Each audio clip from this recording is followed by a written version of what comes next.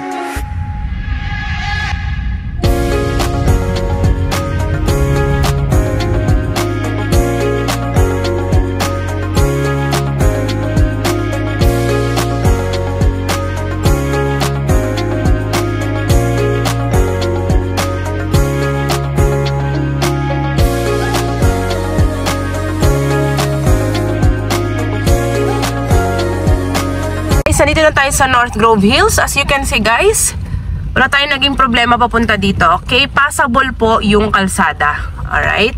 At syempre, ang subdivision itself guys, here at Barangay Catmon, Santa Maria, Bulacan, nakita nyo naman ang sitwasyon ngayon guys. Ang sitwasyon ngayon guys, 'di ba? Safe from flood. Okay? North Grove Hills, safe and sound, walang problema. Kasapin ko lang si Kuya Guard. Hi! Hi kuya, may bisita lang. Tignan ko lang yung sitwasyon. Okay. So, ayun guys, umulan bumagyo, tuloy-tuloy sila. Anyway, ayan guys. Ang North Grove Hills, maulan man o maaraw, napakaganda pa rin ng ambience. Pakita ko lang. Look at that. Okay. The view of North Grove Hills, as always, is very calm, very vibrant, very peaceful, very nature-friendly,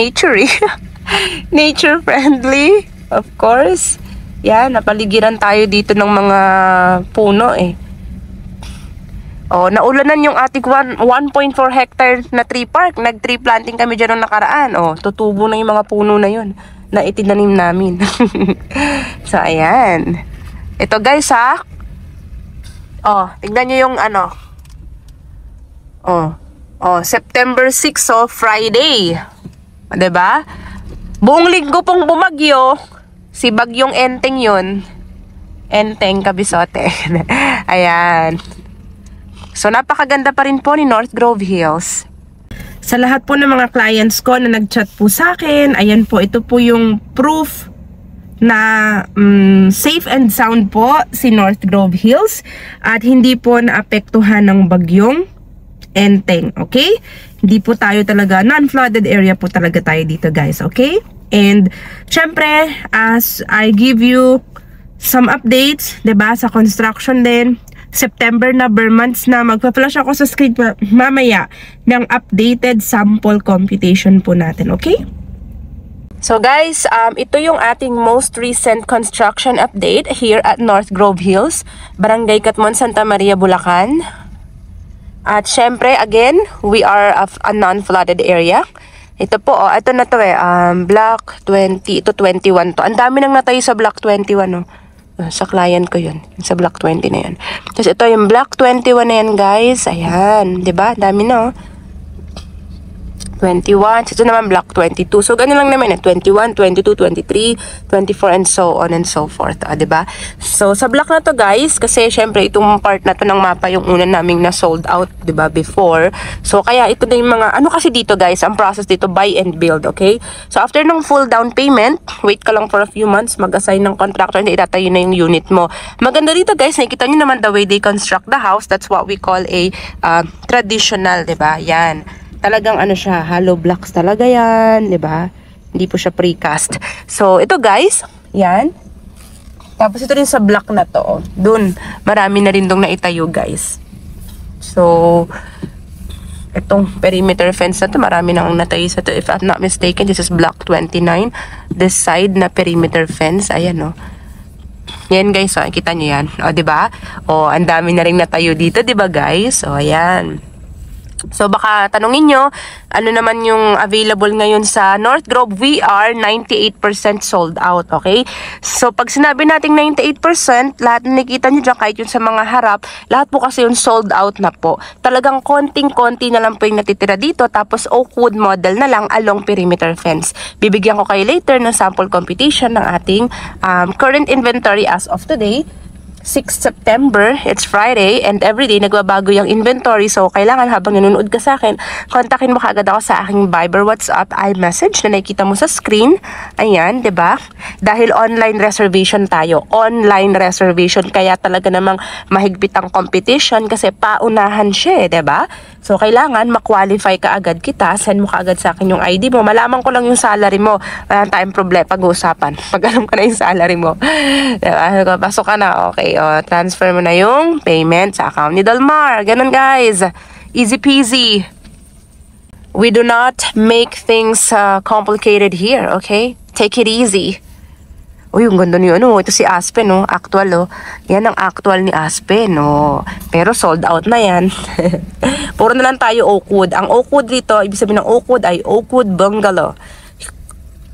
Pag bungalow, single story, di ba? Bungalow from the word itself. So, wala siyang taas. So, katulad niyan. Ongoing construction. Tingnan natin yung mga medyo tapos na.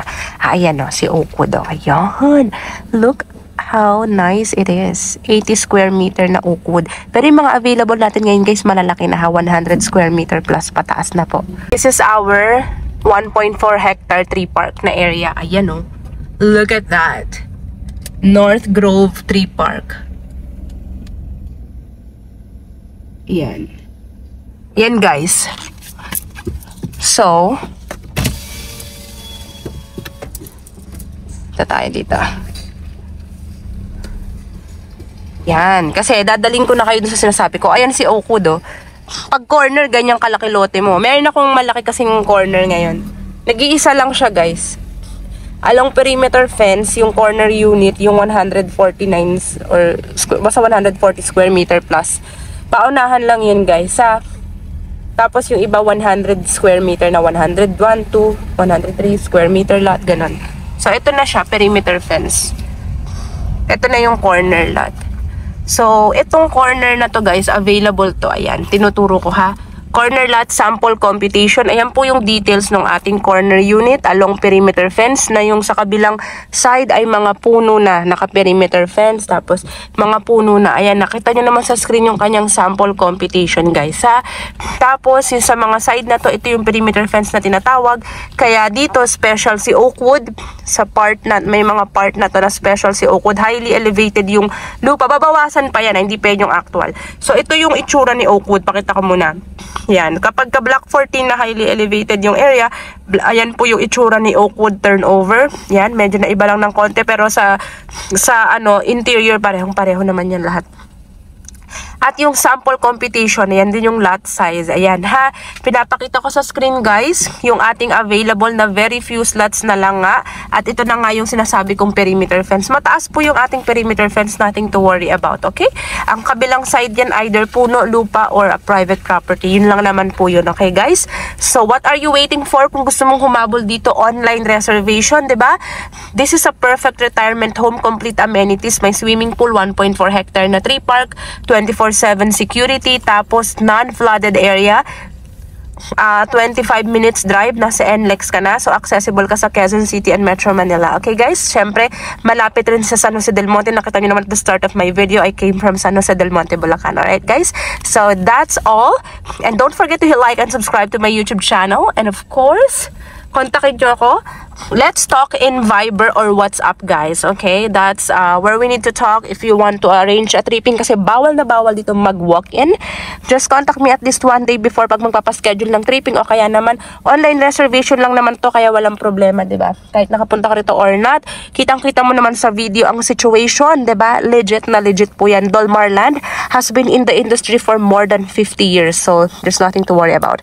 So guys, I hope you like our quick update. And ingat-ingat po kayong lahat, kasi itong ulan, ihinto ng sandali tas bubugso na naman. Sana matapos na yung bagyo, no? Meron pa naman akong gala. Kaya guys, I hope to see you all soon. Ingat po tayong lahat, saan man tayong pati ng Pilipinas. Don't forget to hit like and subscribe, and I hope to see you all soon. Thank you so much.